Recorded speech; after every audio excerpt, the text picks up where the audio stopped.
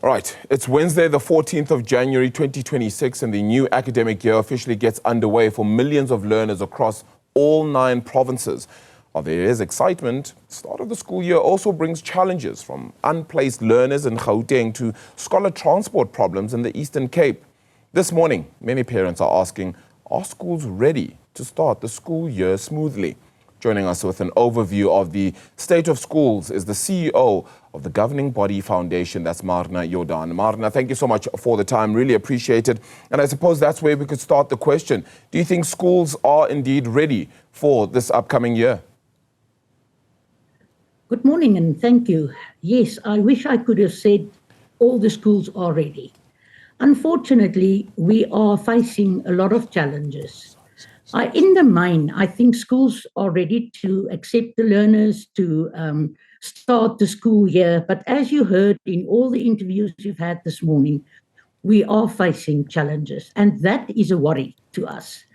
To have a proper school, you need to have all learners, all educators inside the classroom from day one, and then we can continue to improve our results in the end. But there are unfortunately many parents out there that are in actually desperate state because their children have not been accepted in a school yet. In Gauteng, learners have been placed in schools that they did not even apply for. So those things are making it difficult.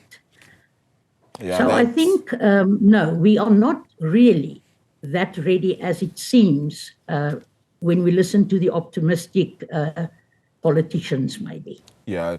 Marna, right now we're also giving our audience live visuals of the Basic Education Minister, Ziviwe Kwagube, in Brits, actually, on the first day of the school year for some of those pupils. And we just want to listen into this very quickly as they start their school year. You're going to be absolutely fine. You're going to have so many friends, and it's going to be fun here. You're going to learn so much, ne? And what's your name? You're going to have so much fun. Come look at all the other ones. Look at other small people. They're all like you. They're here for school. They're going to have fun, ne? Okay. All right. Okay. Don't cry, ne? Was that all right, ne? There you go. You see, that's my big boy. Give me a high five. That's all, okay?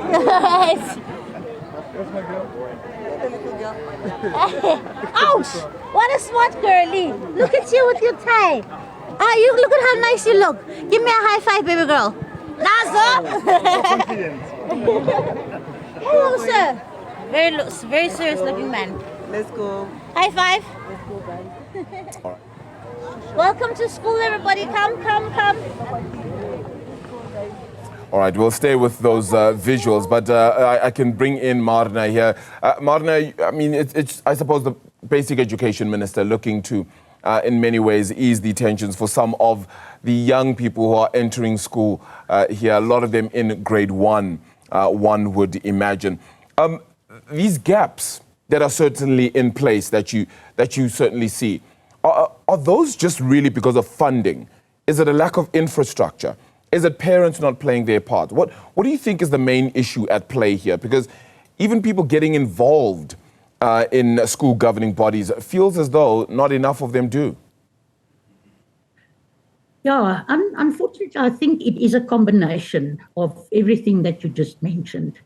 But I think underlying to everything is the fact that there are not enough funds. The second thing is that these maybe in some instances, the planning and the execution of the plans that has been made do not meet each other always. For example, that they are building schools, but in some provinces it is going too slowly, which leads to overcrowding in schools.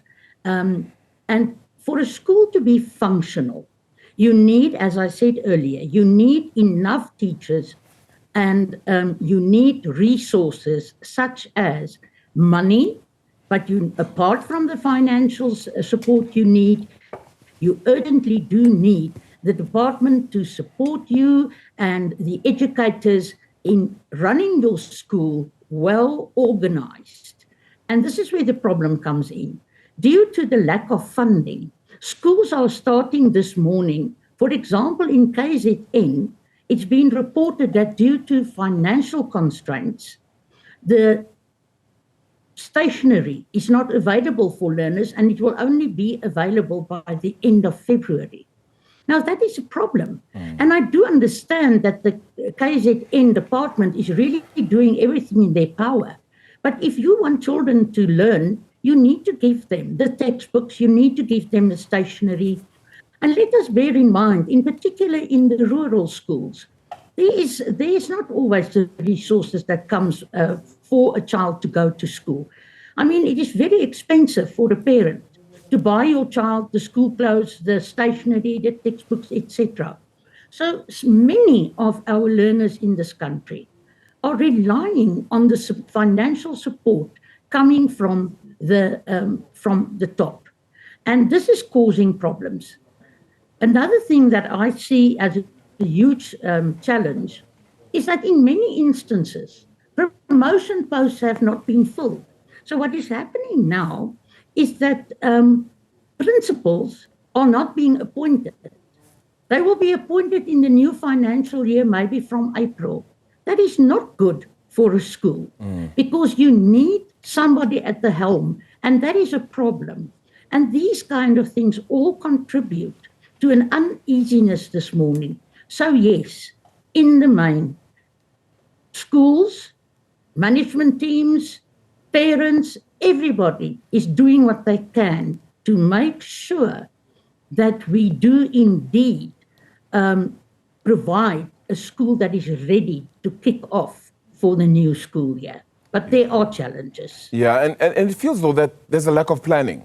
And yet every year we know the symptoms, we know the situation and what it's going to ultimately look like. Why is that planning failing? And are we using our data correctly? Because even in rural schools, wherever it may be, there's surely an understanding of how many people have possibly been born in a particular year, and in a certain amount of time, how many schools will be needed in order to ensure that you have those people in schools. Are we just not using the data correctly? Yeah, I'm afraid I must say that I think that is part of the problem. The planning is not always there. But as I said, the intention of the departments of education, that is not, we can't find fault with the intention, the execution. And this brings us to the planning. Let's look at it. For example, the schools are supposed to know by the end of September in the previous year what the allocation will be financially wise to plan for the next year. During October, you go to your parents and you put a budget to the parents on what they can expect. And in fee-paying schools, you plan in the school for a specific amount that needs to be paid to provide the children with everything you need. In the non-fee-paying schools, those schools rely totally on the funds that they receive from the department. Now, what happens is that the schools are being informed very late that there are changes. For example, in Gauteng this year, I foresee a lot of problems because there were huge cutbacks on the money that was supposed to be paid to schools to purchase the stationery, the LTSM material, etc. So I think I agree with you. We have got the data. It is maybe time that we move one step further and not only plan what we want to do, but with the planning, the strategic planning must come, the action plans that will say, how are we going to execute this? So yes, I think that is a problem. Although we really admire the provinces and what they are trying to do with what they have, because sometimes we tend to think the province is not delivering the goods, but that's not always the truth. Yeah. It's a difficult situation that we find ourselves in, but I think in our country, we really need to understand that we need to support.